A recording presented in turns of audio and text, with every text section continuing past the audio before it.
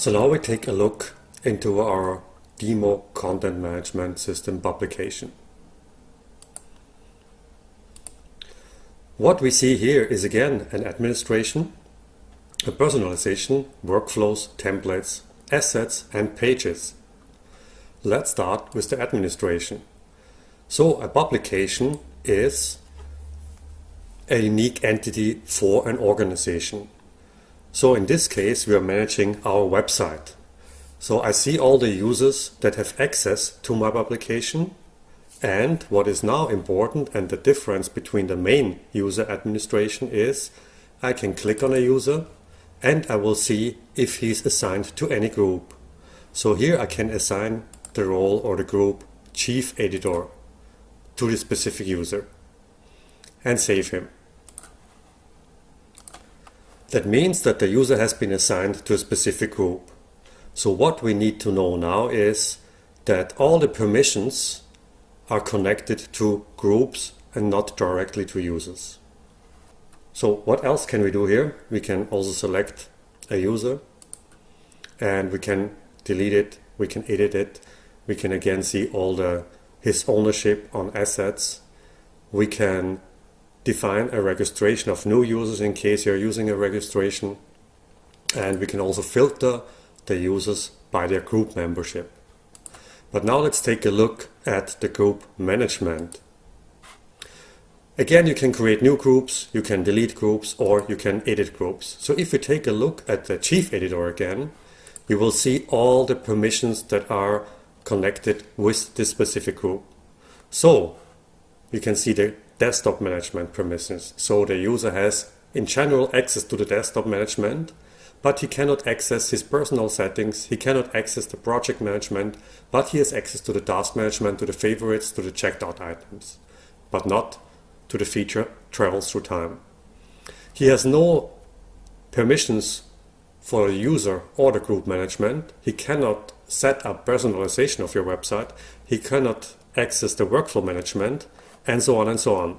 What he can is, he can manage actually all your assets, but what is excluded is he cannot delete folders. Grant page management means this is the actual website, all the pages, and here again he has permissions to do so, but not including folders or deleting pages. What else is important? You can also set now the access to a specific folder. So in this case, the user has access to the root of all your pages. Of course, you can also remove that and you can say he just should have access to the company information and to the products as well. So next are system events. We have seen it already in the administrative part. It's the same, but these are just events that are directly connected to only the publication demo content management system and not any other publications. Personalization can be used to define customer tracking and profiles. That means active and passive personalization that can be used to show content based on the behavior of users.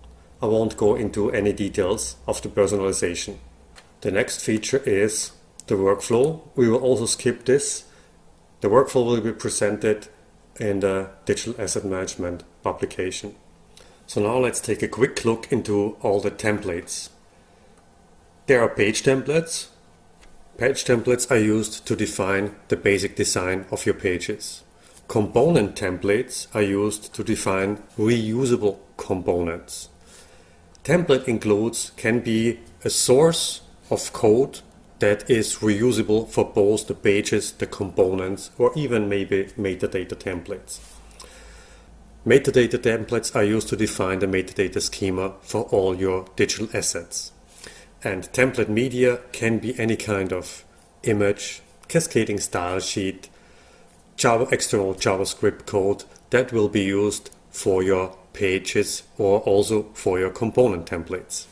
Let's take a very quick view into page templates. So you can create, of course, new templates, you can delete templates, and you can also edit templates. So let's take a look into the detail page template. And what we see here is pretty much the source code the HTML code combined with specific tags that the system is using to define editable areas like text content, images that you can include, and so on. I will not go into any details, but the tag wizard can be used to just simply select any kind of code and insert a tag, an editable tag, into the specific area here. What the system is also providing you is a versioning. So here you will see the versions of the template. So again, you can take a look into the presentation. That means here you see the placeholders. You can take a look at the source code of these older versions, and you can also compare the different versions with each other, or you can even go back to an older version using the rollback feature. Information is just basic information about the template. Let's take a look at the assets. Assets are pretty much all the images that you might use, or maybe some kind of multimedia content like videos and so on that you might use for your website.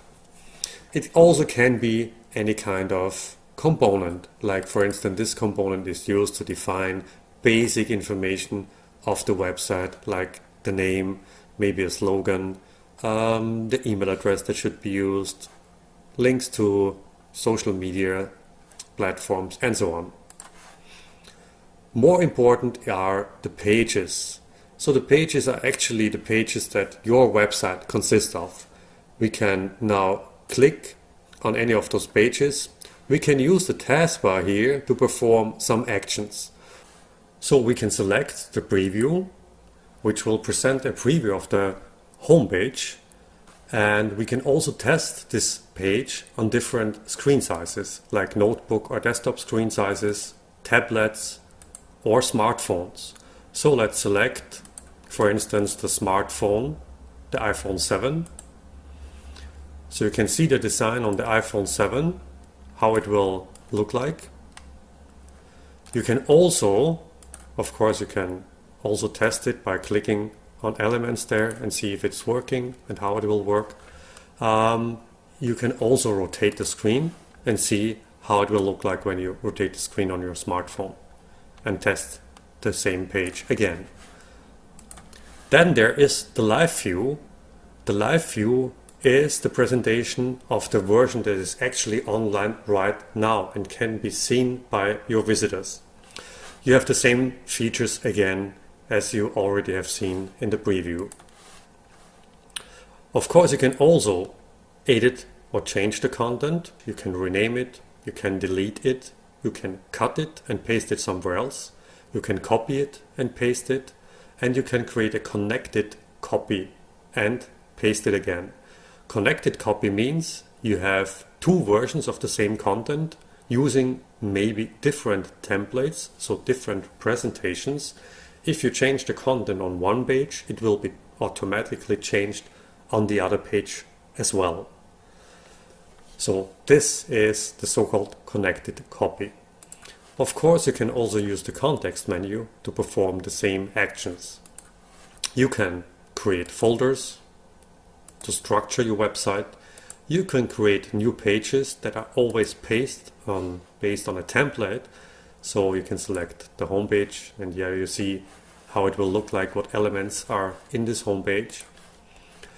You can send also email links to somebody when you want to create, for instance, a new task for somebody, but we will come to that later on in a digital asset management presentation.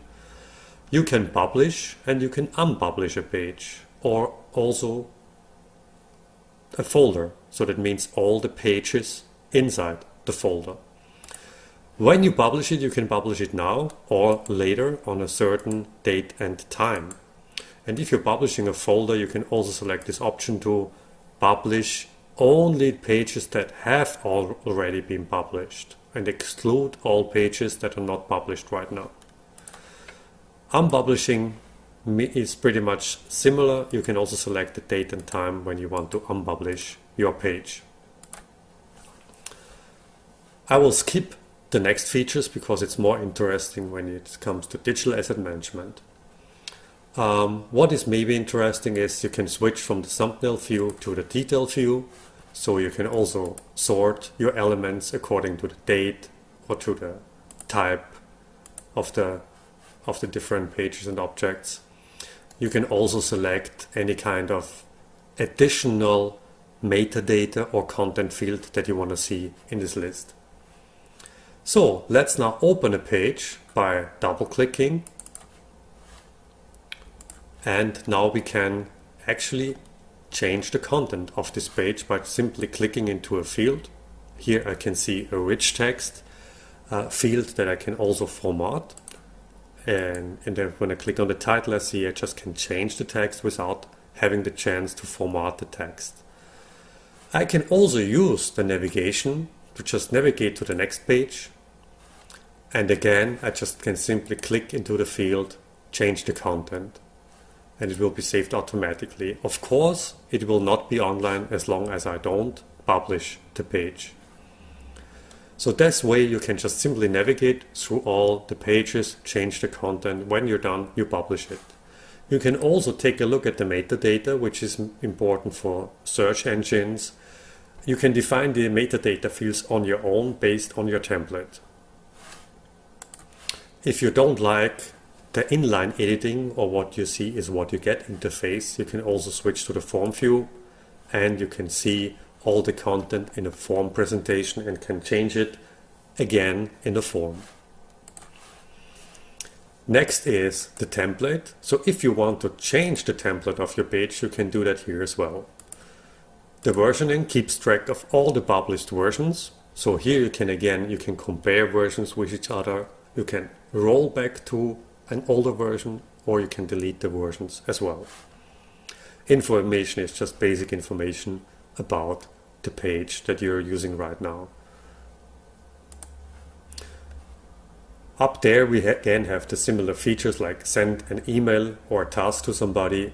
We can also add it to our list of favorites. We can check it out, means logging it for our user.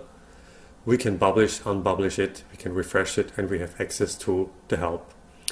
Some of the icons are just deactivated because there's no workflow in use. If there will be a workflow in use, those might be activated, means to accept or decline the step of the workflow.